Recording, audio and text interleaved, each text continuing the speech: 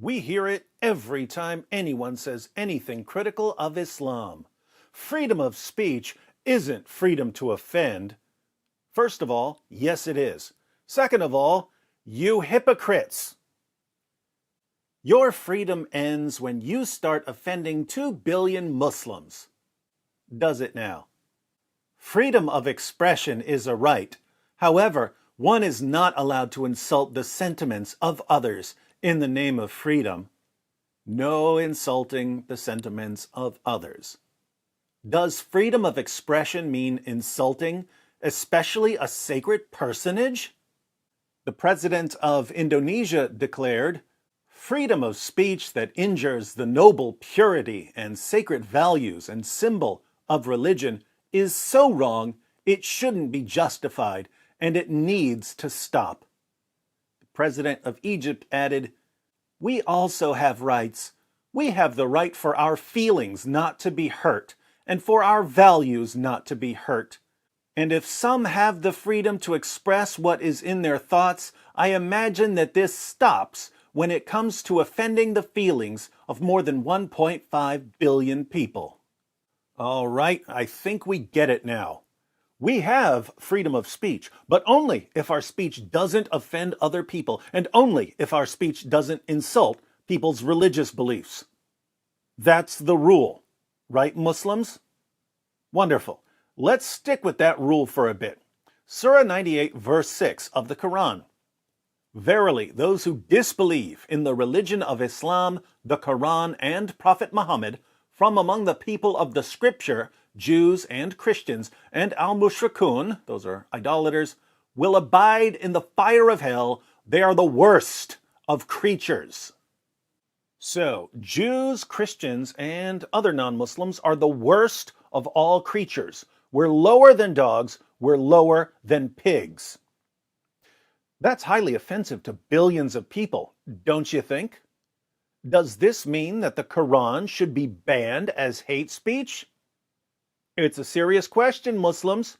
You're the ones who insist that freedom of speech doesn't include the freedom to offend.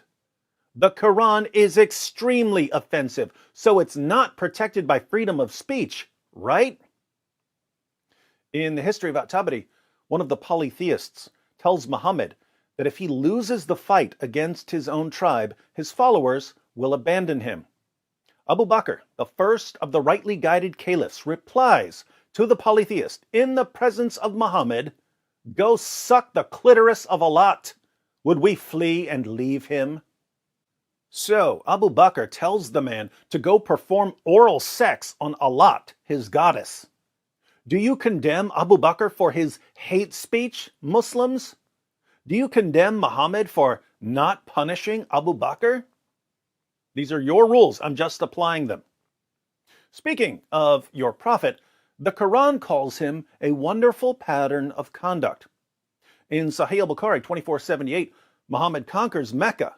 Let's see how respectful Muhammad was towards the religious symbols of others. The prophet entered Mecca, and at that time, there were 360 idols around the Kaaba.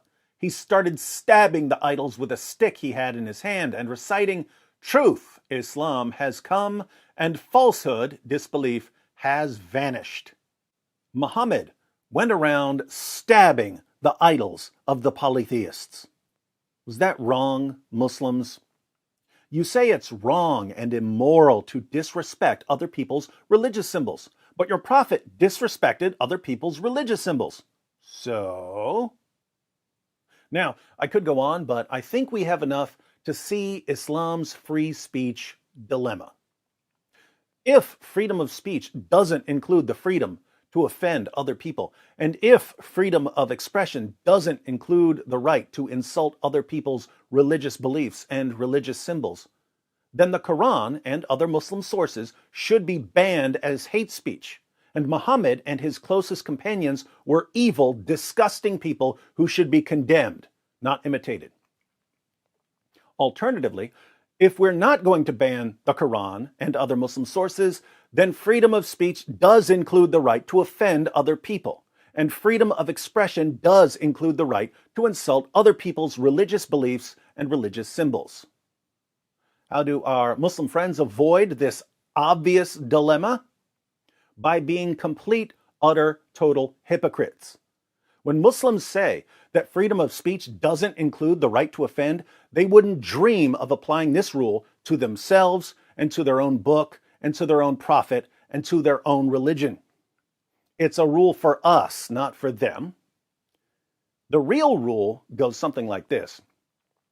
Muslims can offend non-Muslims and insult their beliefs all they want, but non-Muslims must never offend Muslims or insult their beliefs. Anything Islam teaches, no matter how offensive it is to others, is protected by freedom of speech. Anything that goes against Islam must be banned. In other words, what Muslims are actually demanding is Sharia.